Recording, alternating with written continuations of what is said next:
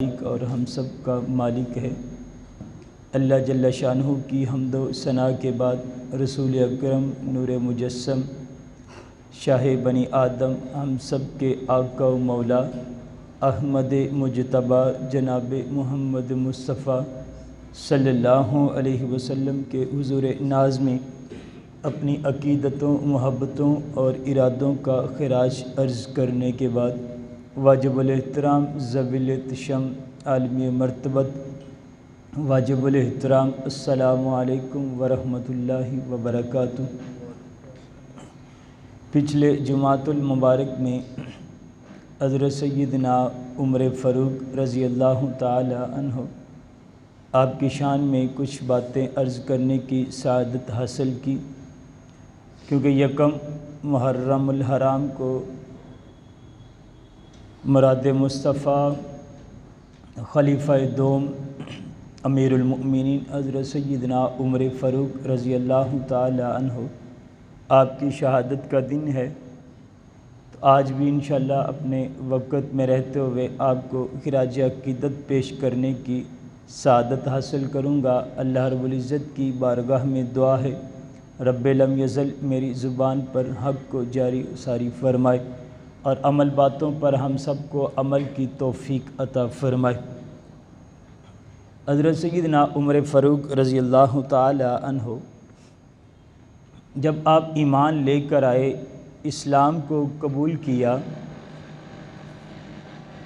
تو جب ایمان لے کر آئے، اسلام کو قبول کیا تو اس وقت مسلمانوں کی تعداد بہت کم تھی، یعنی 39 لوگ پہلے مسلمان ہو چکے تھے اور 40ویں نمبر پر اسلام قبول کرنے والے کا نام عمر بن خطاب ہے۔ جب آپ ایمان لے کر آئے تو اس سے پہلے مسلمان چھپ کر عبادت کرتے تھے، کیونکہ کفار مشرکین کا ظلم و ستم مسلمانوں کے خلاف بڑھتا چلا جاتا تھا۔ تو جب حضرت سیدنا عمر فاروق رضی اللہ تعالی عنہ آپ ایمان لے کر آئے تو حضور کی بارگاہ میں عرض کی کہ حضور کیا ہم حق پر نہیں ہیں؟ تو حضور نے کہا کہ ہم حق پر ہیں۔ تو کہا کیا اسلام ہمارا دین سچا نہیں ہے؟ کہا کہ دین ہمارا سچا ہے، حق ہے۔ کہا حضور آپ اللہ کے سچے رسول نہیں؟ کہا میں اللہ کا سچا رسول ہوں۔ تو کہا حضور پھر ہم چھپ کر عبادت کیوں کرتے ہیں، چھپ کر نماز کیوں پڑھتے ہیں؟ تو میرے حضور نے ارشاد فرمایا عمر تم جانتے ہو راز یہ ہے کہ مسلمانوں کی تعداد کم ہے، کفار مشرکین مسلمانوں پر ظلم و ستم کرتے ہیں، تو اس لیے ہم چھپ کر عبادت کرتے ہیں۔ کہا حضور آج ہم چھپ کر عبادت نہیں کریں گے، ہم بیت اللہ میں جا کر نماز کو ادا کریں گے۔ اللہ اکبر۔ مسلمانوں کی 2 صفیں بنا دی گئی، ایک صف میں حضرت امیر حمزہ رضی اللہ تعالی عنہ اور دوسری صف میں حضرت سیدنا عمر فاروق رضی اللہ تعالی عنہ، 20 کی صفوں بنا دی گئی، درمیان میں حضور چل رہے ہیں۔ اللہ اکبر۔ اور حضرت عمر فاروق رضی اللہ تعالی عنہ بازار سے گزرتے ہیں تو بلند آواز سے کہہ رہے ہیں لا الہ الا اللہ، بلند آواز سے کلمہ پڑھ رہے ہیں۔ اور زنیرہ نامی ایک لونڈی ہے،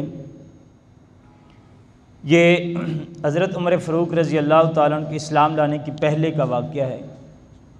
وہ جب کلمہ پڑھتی تھی، حضور کا نام لیتی تھی، تو اس کا جو آقا تھا وہ اس کو بڑا مارتا تھا، بڑا ظلم و ستم کرنا، مار مار کر تھک جانا، بیٹھ کے سانس لینا، پھر مارنا شروع کر دینا۔ ایک وقت وہ مار رہا تھا یہ زنیرہ لونڈی کو کہ مار مار کے تھک گیا، تو سامنے سے نظر آیا کہ حضرت عمر فاروق رضی اللہ تعالی عنہ آ رہے ہیں۔ تو کہا کہ عمر تم نوجوان ہو، ذرا اس لونڈی کو مارو نا، یہ اپنے آقا کا نام لیتی ہے، تو اس کو مارو۔ حضرت عمر فاروق نے وہ کوڑا پکڑا اور زور سے کوڑے مارنے شروع کر دیے۔ جب مار مار کے تھک گئے تو پانی پینے لگے، تو لونڈی کو کہنے لگے کہ مجھے تمہارے اوپر ترس نہیں آیا، میں پانی پینے لگا ہوں۔ پانی پیا تو دوبارہ پھر مارنا شروع کر دیا، گلے کے اندر رسی کو ڈالا اور جب اس کو کھینچا تو اس کی آنکھیں باہر نکل آئیں۔ کہا کہ بلاؤ اپنے اس آقا کو، اس محمد کو جس کا نام لیتی ہو، وہ تمہیں بینائی دے، تمہیں آنکھیں دے۔ وہ لونڈی نے آسمان کی طرف آنکھیں اٹھائی، کہا اے اللہ، تجھ سے آنکھیں نہ مانگتی لیکن آج آنکھیں مانگ رہی ہوں، اس لیے کہ آج تیری نبی کی عزت کا مسئلہ ہے۔ اللہ نے فوراً بینائی عطا فرما دی۔ وہ جب حضرت عمر فاروق گلیوں میں بازاروں میں آوازیں لگا رہے تھے، کیونکہ جب کوئی بھی مسلمان ہوتا تو یہ کفار ان کے اوپر ظلم و ستم کرتے اور ان کو بازاروں کے اندر گھسیٹتے تھے، جب حضرت عمر فاروق نے اسلام کو قبول کیا تو آپ اسی طرح بازاروں میں گلیوں میں آواز لگا رہے ہیں، اور وہ زنیرہ لونڈی جس کے اوپر ظلم کیا تھا اس نے مڑ کر دیکھا تو کہا عمر، کل کو تو بڑا ظلم اور بڑا ستم کرتا تھا اور بڑے کوڑے مارے تھے مجھے، آج تم آوازیں لگا رہے ہو۔ تو حضرت عمر فاروق نے کہا اس دن میں نے دیکھا نہیں تھا، آج میں نے محمد عربی کو دیکھ لیا ہے، آج میں ان کا نوکر بن گیا ہوں، پہلے میں نے دیکھا نہیں تھا، اب میں نے ان کو دیکھ لیا ہے۔ جنہ ویکھیا نہیں او کرن گلاں، جب دیکھا نہیں تھا تو باتیں کرتے تھے، جنہ ویکھیا نہیں او کرن گلاں، جنہ ویکھیا او تے بول دے نہیں، جیڑے ماہر امراض حقیقت دے او راز حقیقت کھول دے نہیں۔ پہلے دیکھا نہیں تھا، اب دیکھ کے محمد عربی کا غلام بن چکا ہوں۔ اللہ اکبر، آوازیں لگا رہے ہیں۔ بیت اللہ میں جب پہنچتے ہیں تو آپ کھڑے ہو کر یہ صدا دیتے ہیں کہ اے کفار، اے مشرکین، تم مجھے جانتے ہو، میرے قبیلے کو بھی جانتے ہو، اب میں نے کلمہ پڑھ لیا ہے اور محمد عربی کا غلام بن گیا ہوں، اور اب جس نے اپنے بچے یتیم کروانے ہیں وہ عمر کا مقابلہ کرے، جس نے اپنی بیویوں کو بیواؤں کروانا ہو وہ آج عمر کا سامنا کرے۔ آج عمر، اسلام عمر نے قبول کر لیا ہے، اور بیت اللہ کے اندر پہلے دن نماز ہوئی، اس دن جب حضرت عمر فاروق رضی اللہ تعالیٰ عنہ اسلام لے کر آئے۔ اللہ اکبر، یہ حضرت عمر فاروق رضی اللہ تعالیٰ عنہ، ان کا اسلام لانا مسلمانوں کے لیے بڑا خوشخبری ثابت ہوا۔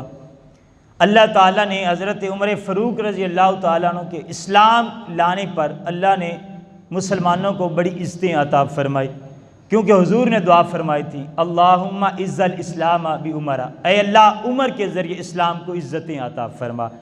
پھر اللہ نے کیسی عزت عطا فرمائی، کیسا مقام عطا فرمایا کہ حضرت عمر فاروق رضی اللہ تعالیٰ عنہ کے بعد پھر مسلمانوں پر اللہ نے جو عروج عطا فرمائی، جو ترقیاں عطا فرمائی، حضرت عمر فاروق رضی اللہ تعالیٰ عنہ کی بڑی شان ہے، بڑی عظمت ہے۔ میرے حضور نے ارشاد فرمایا اے میرے صحابہ، جب تم نیک لوگوں کا تذکرہ کرو تو میرے عمر کا تذکرہ کیا کرو۔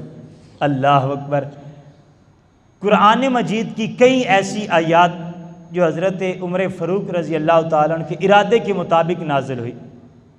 حضرت عمر فاروق رضی اللہ تعالیٰ عنہ کو الہام ہوتا تھا، ہر وقت کوئی نہ کوئی ایسا شخص ہوتا تھا امت کے اندر جس کو الہام ہوتا تھا، لیکن حضور کے زمانے میں حضرت عمر کہ حضور نے ارشاد فرمایا میرے جو زمین پر وزیر ہیں وہ ابو بکر ہیں اور آسمانوں پہ حضرت ابراہیم اور حضرت میکائیل یہ میرے وزیر ہیں۔ اللہ اکبر، حضرت عمر فاروق رضی اللہ تعالیٰ عنہ جب خلیفہ بنے تو آپ کا عدل و انصاف کے پیکر، اور آپ کے اندر غصہ بہت تھا، بڑے جلال والے تھے۔ جب اسلام قبول کیا تو اس سے پہلے مسلمانوں کے خلاف آپ کا غصہ اور جلال تھا، جب اسلام کو قبول کیا تو وہی غصہ وہی جلال کافروں کے خلاف ہو گیا، اور پھر آپ نے وہی غصہ وہی جلال کافروں کے خلاف دکھانا شروع کر دیا، اور ہر کوئی حضرت عمر فاروق رضی اللہ تعالیٰ عنہ سے ڈرتا تھا۔ میرے حضور نے ارشاد فرمایا کہ اے میرے صحابہ، حضرت عمر فاروق رضی اللہ تعالیٰ عنہ وہ ذات ہیں، وہ شخصیت ہے کہ ان سے شیطان بھی ڈرتا ہے۔ جب آپ ایک راستے سے گزرتے ہیں تو سامنے سے اگر شیطان آتا ہے تو آپ کو دیکھ کر بھاگ جاتا ہے۔ اللہ اکبر، اتنا زہد و تقویٰ کہ شیطان بھی آپ کے سائے سے ڈرتا ہے اور آپ کو دیکھتا ہے تو بھاگ جاتا ہے۔ جب آپ سلطنت پہ بیٹھے تو آپ نے خطاب کیا، کہا کہ اے لوگوں، میں بڑا جلال والا تھا، بڑے غصے والا تھا، اس لیے کہ حضور نرم تھے، میں اس لیے جلال والا تھا کہ حضور نرم تھے، اور اس لیے سخت دل تھا، جلال والا تھا کہ ابو بکر نرم تھے، لیکن اب میں خلیفہ بن چکا، اب حضور بھی نہیں ہے اور ابو بکر بھی نہیں ہے، اور آج کے بعد میں نرم ہوں، اور غصہ فسق و فاجر اور منافقوں کے خلاف میرا غصہ ہے، اور آج کے بعد میں نرم دل ہوں۔ اللہ اکبر۔ یہ وہ حضرت عمر فاروق رضی اللہ تعالیٰ عنہ، آپ جب خلیفہ بنے تو آپ تاریخ اٹھا کے دیکھیں، سب سے کم تنخواہ لینے والے کا نام حضرت عمر فاروق ہے۔ آپ سال کے اندر صرف بیت المال سے 2 جوڑے لیتے تھے، جن کے ساتھ 17 پیبند لگے ہوتے تھے۔ اللہ اکبر۔ سب سے کم تنخواہ لینے والے کا نام عمر فاروق ہے رضی اللہ تعالی عنہ۔ حضرت عمر فاروق رضی اللہ تعالی عنہ، آپ نے 10 سال 6 ماہ اور 4 دن سلطنت کی ہے، یعنی 10 سال 6 ماہ اور 4 دن آپ نے حکومت کی ہے، اور آپ کی حکومت ایک مثالی حکومت ہے۔ آپ نے بہت سارے قبیلے فتح کیے اور اپنی حکومت کے اندر عدل و انصاف کو قائم کیا، اور اگر آپ تاریخ کا مطالعہ کریں تو حضرت عمر فاروق رضی اللہ تعالیٰ عنہ واحد وہ ہستی ہیں کہ جن کی خلافت کے اندر ہر شخص یہ دعوے سے کہتا تھا کہ ہمیں عمر کے ہوتے ہوئے کبھی ایسا نہیں ہوگا کہ ہمیں عدل یا انصاف نہ ملے۔ کوئی منافق بھی ہے، کوئی مشرک بھی ہے، تو وہ بھی اس بات کا اقرار کرتا تھا کہ اگر ہمارا فیصلہ عمر پاک کی عدالت میں چلا جائے تو ایسا نہیں ہے کہ ہمیں انصاف نہ ملے یا ہمارے ساتھ انصاف نہ کیا جائے۔ حضرت عمر فاروق رضی اللہ تعالیٰ عنہ نے ہر وقت عدل اور انصاف کو قائم کیا ہے۔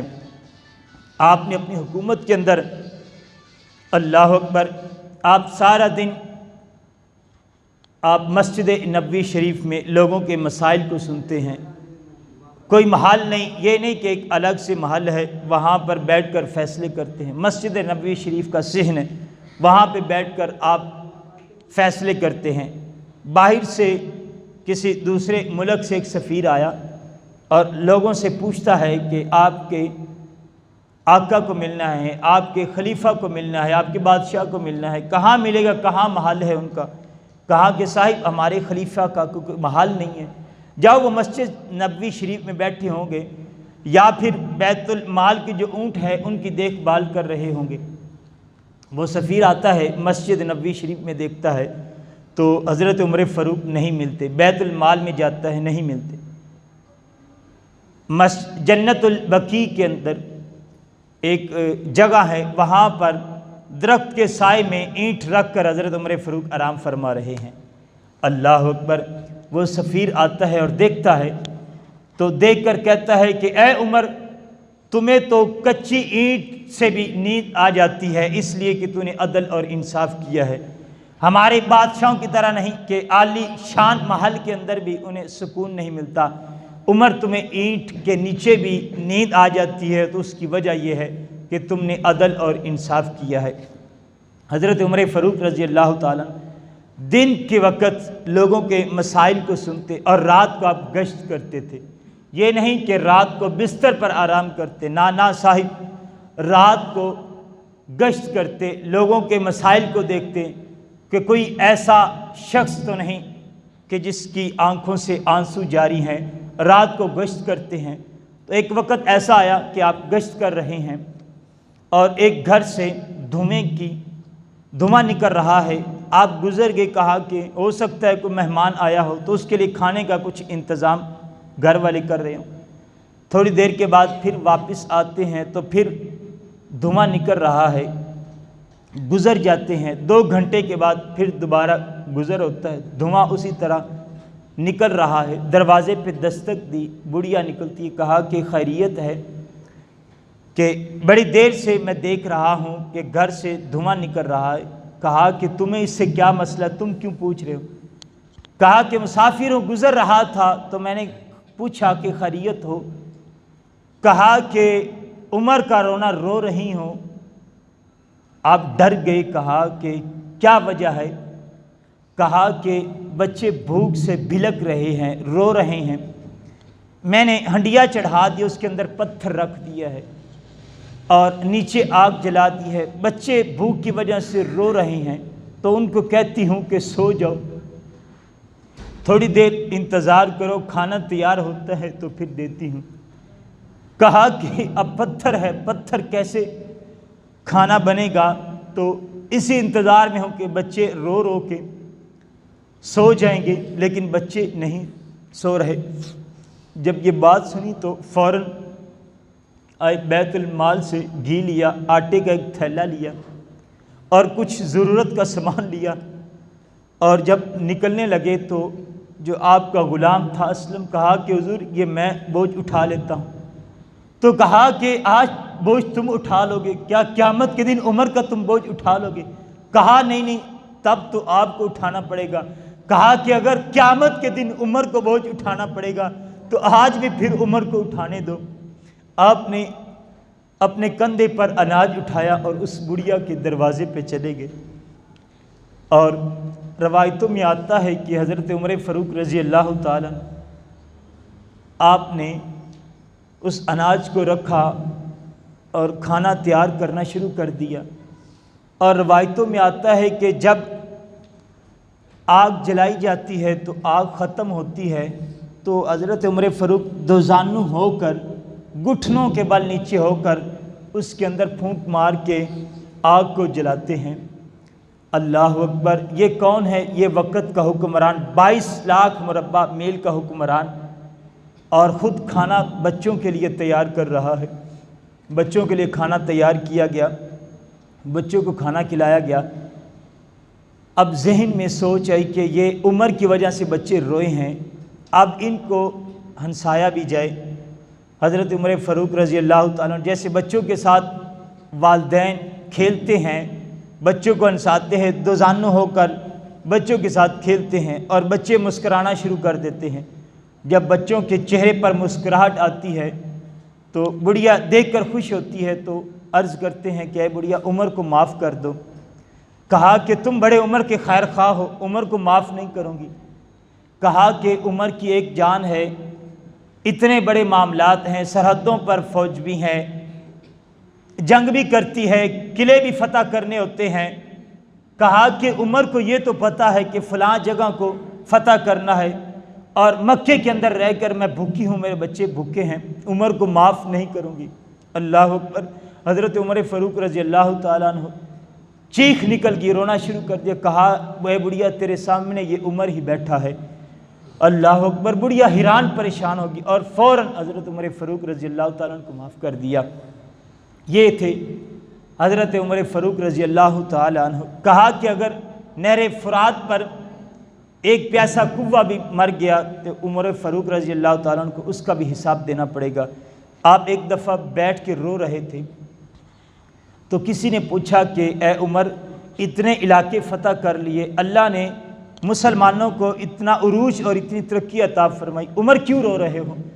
کہا کہ میں نے دیکھا ہے کہ ایک پل سے بکریاں گزر رہی تھی اور وہ پل ٹوٹا ہوا تھا، اور اس ٹوٹے ہوئے پل سے ایک بکری کے بچے کی ٹانگ ٹوٹ گئی ہے، اور میں اس بات سے رو رہا ہوں کہیں عمر کو اس کا حساب نہ دینا پڑے، اور اب کہیں عمر سے یہ نہ پوچھ لے کہ تمہیں حکومت دی تھی، تمہیں خلافت دی تھی اور تم نے اس پل کو ٹھیک نہیں کروایا اور ایک بکری کے بچے کی ٹانگ ٹوٹ گئی، عمر اس وجہ سے رو رہا ہے۔ اللہ اکبر! حضرت عمر فاروق رضی اللہ تعالیٰ یہ شخصیت کے مالک تھے۔ اللہ اکبر! مصر کے اندر یہودوں اور نصارہ نے ایک رواج نکلا ہوا تھا، ایک رسم تھی، ایک نہر جس کا نام دریائے نیل ہے، وہ خشک ہو جاتا ہے اور نشیزہ لڑکی کو تیار کر کے زیورات پہنا کر اس کو بہا دیا جاتا ہے، اس کا خون کر دیا جاتا ہے۔ وہ خشک ہوتا ہے تو نشیزہ لڑکی کا خون بہا دیا جاتا ہے۔ جب نشیزہ لڑکی کا خون بہا دیا جاتا ہے تو پھر وہ دوبارہ چلنا شروع ہو جاتا ہے۔ اب مصر فتح ہو گیا، اب دریائے نیل یہ خشک ہو گیا۔ اب سفیر نے پیغام دیا، حضرت یہ معاملات ہے، کیا کیا جائے؟